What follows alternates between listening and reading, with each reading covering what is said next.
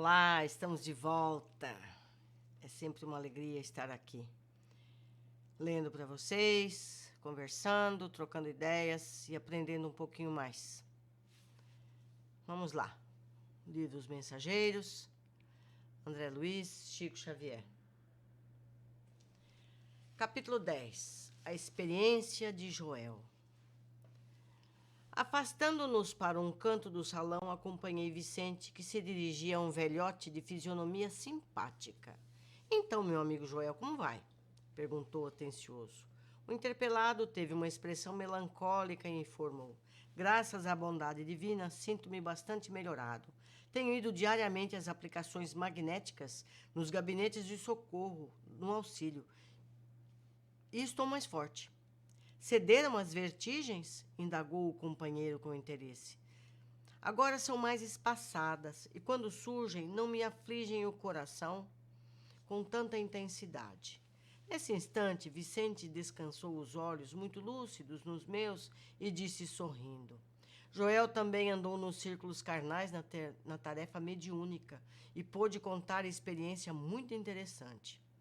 O novo amigo, que me parecia um enfermo em princípios de convalescência, esboçou melancólico sorriso e falou.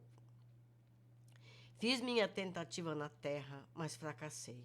A luta não era pequena e fui fraco demais. O que mais me impressiona no caso dele, porém, interpôs Vicente, em tom fraterno, é a moléstia que o acompanhou até aqui e persiste ainda agora. Joel atravessou as regiões inferiores com dificuldades extremas, após demorar-se por lá muito tempo, voltando ao Ministério do Auxílio, perseguido por alucinações estranhas, relativamente ao pretérito. Ao passado? Perguntei surpreendido. Sim, esclareceu Joel humildemente. Minha tarefa mediúnica exigia sensibilidade mais apurada. E quando me comprometi à execução do serviço, fui ao Ministério do Esclarecimento, onde me aplicaram um tratamento especial, que agora aguçou as percepções. Necessitava condições sutis para o desempenho dos futuros deveres. Assistentes amigos desdobraram-se em obséquios por me favorecerem e parti para a terra com todos os requisitos indispensáveis ao êxito de minhas obrigações. Infelizmente, porém... Mas por que, indaguei, perdeu as realizações? Tão só em virtude da sensibilidade adquirida? Joel sorriu e obtemperou. Não perdi pela sensibilidade, mas pelo mau uso. Que diz? Tornei admirado.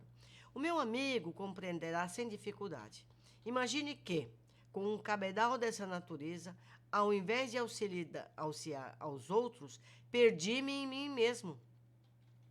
É que, segundo concluo agora, Deus concede a sensibilidade apurada como uma espécie de lente poderosa, que o proprietário deve usar para definir roteiros, fixar perigos e vantagens do caminho, localizar obstáculos comuns, ajudando ao próximo e a si mesmo.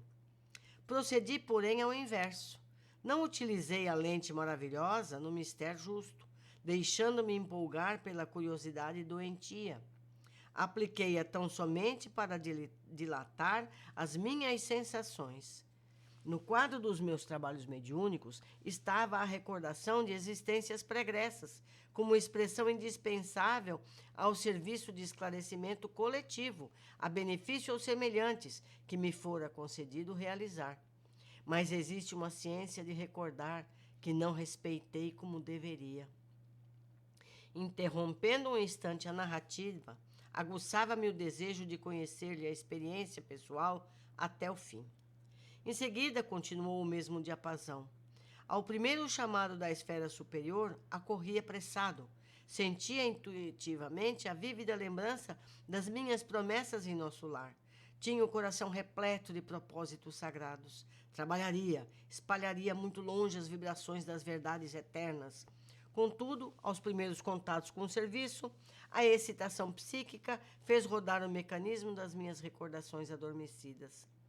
Como o disco sobre a agulha da vitrola, e lembrei toda a minha penúltima existência, quando a envergava a batina, sob o nome de Monsenhor Alexandre Pizarro, nos últimos períodos da Inquisição Espanhola. Foi então que abusei da lente sagrada a que me referi. A volúpia das grandes sensações que poderia ser tão prejudicial como o uso do álcool que embriaga os sentidos, fez olvidar os deveres mais santos. Bafejavam-me a claridades espirituais de elevada expressão. Desenvolveu-se-me a clarividência, mas não estava satisfeito senão com rever os meus companheiros visíveis e invisíveis no setor das velhas lutas religiosas. Impunha-me mesmo a obrigação de localizar cada um deles no tempo, fazendo questão de reconstituir-lhe as fichas biográficas, sem cuidar do verdadeiro aproveitamento do campo do trabalho construtivo. A audição psíquica tornou-se-me muito clara. Entretanto, não queria ouvir os benfeitores espirituais sobre tarefas proveitosas, e sim interpelá-los ousadamente no capítulo da minha satisfação egoísta. Despendia um tempo enorme dentro do qual fugia aos companheiros que me vinham pedir atividades a bem do próximo, engolfado em pesquisas referentes à Espanha do meu tempo.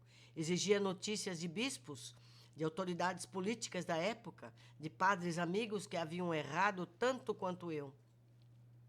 Não faltaram generosas advertências. Frequentemente os colegas do nosso grupo espiritista chamavam minha atenção para os problemas sérios da nossa casa. Eram sofredores que nos batiam à porta, situações que reclamavam um testemunho cristão. Tínhamos um abrigo de órfãos em projeto, um ambulatório que começava a nascer e, sobretudo, serviços semanais de instrução evangélica nas noites de terça-feira e sexta-feira. Mas qual? Eu não queria saber senão das minhas descobertas pessoais. Esqueci que o Senhor me permitia aquelas reminiscências não para satisfazer minha vaidade, mas para que entendesse a extensão dos meus débitos para com os necessitados do mundo e me entregasse a obra de esclarecimento e conforto aos feridos da sorte. Contrariamente à expectativa dos abnegados amigos, que me auxiliaram na obtenção das oportunidades sublimes, não me movi no concurso fraterno e desinteressei-me da doutrina consoladora que hoje revive o Evangelho de Jesus entre os homens. Somente procurei a rigor os que me encontravam afins comigo, desde o pretérito. Nesse propósito, descobri, com evidentes sinais de identidade, personalidades outrora eminentes em relação comigo. Reconheci o senhor Higino de Salcedo, grande proprietário de terras, que me havia sido magnânimo protetor perante as autoridades religiosas da Espanha. Reencarnado como proletário inteligente e honesto, mas em grande experiência de sacrifício individual. Veja, ele teve exemplos. Um companheiro dele, que não teve a mesma abertura psíquica, trabalhou eficientemente. Revi o velho Gaspar de Lourenço, figura solerte de inquisidor cruel, que me quisera muito bem, reencarnado como paralítico e cego de nascença. Vamos observar tudo isso. E desse modo, meu amigo, passei a existência de surpresa em surpresa, de sensação em sensação. Eu, que renascera recordando para edificar alguma coisa de útil, transformei a lembrança em viciação da personalidade. Perdi a oportunidade bendita de redenção, e o pior é o estado de alucinação em que vivo. Com o meu erro, a mente desequilibrou-se, e as perturbações psíquicas constituem doloroso martírio. Estou sendo submetido a tratamento magnético de longo tempo. Neste momento, porém, o interlocutor empalideceu de súbito. Os olhos desmesuradamente abertos vagavam como se fixassem quadros impressionantes, de longe da nossa perspectiva. Depois cambaleou, mas Vicente o amparou de pronto, e passando-lhe a destra na fronte, murmurava em voz firme: Joel, Joel, não se entregue a impressões do passado. Volte ao presente de Deus. Profundamente admirado, notei que o convalescente regressava à expressão normal, esfregando os olhos. Então, o que nós observamos, antes de ver as observações que eu fiz quando eu estudei isso, aquele que era abnegado, que ajudou, continuou sendo um abnegado ajudando. O que era apenas inquisidor veio com problemas físicos severos. Tudo tem um motivo nessa terra e a nossa tendência anterior é muito forte. Então, a gente precisa olhar os nossos maus hábitos e não deixar vir à tona, porque é a nossa falência. É uma tarefa difícil, não é fácil. Vamos ver o que eu observei. Pelo relato de Joel, percebemos que solicitamos a capacidade mediúnica. Tem muita gente que fala assim, eu não pedi isso, pediu, implorou. E essas foram programadas em nosso corpo espiritual e, consequentemente, o corpo físico. Então, não é nada aleatório. O esquecimento das vidas anteriores é, na verdade, uma proteção. Porque se a gente foge em curiosidade, se perde. Se tivéssemos conhecimentos, poderíamos recair nos mesmos erros ou ter culpa extraordinária, que também seria entrave para o nosso desenvolvimento. Nada é à toa nesse universo. Acho que a divindade não tem experiência nisso? Eles não começaram ontem. Vemos que o inquisidor cruel renasce com problemas físicos severos. Nada fica sem reações. O que produzimos aos outros nos será imposto pela lei de ação e reação. Por isso, Jesus nos orientou a fazer aos outros o que desejamos nos seja feito. A receita é tão simples, né? A receita é fácil. A execução é difícil. Mas a gente pode todo dia um pouquinho, se esforça hoje, erra amanhã, torna a tentar e vamos. Para isso, somos permanentes na vida. Meus queridos, mais uma vez, foi uma alegria estar aqui. Eu sou muito feliz por poder fazer isso com vocês. E vou ser mais feliz ainda se vocês partilharem comigo as suas opiniões.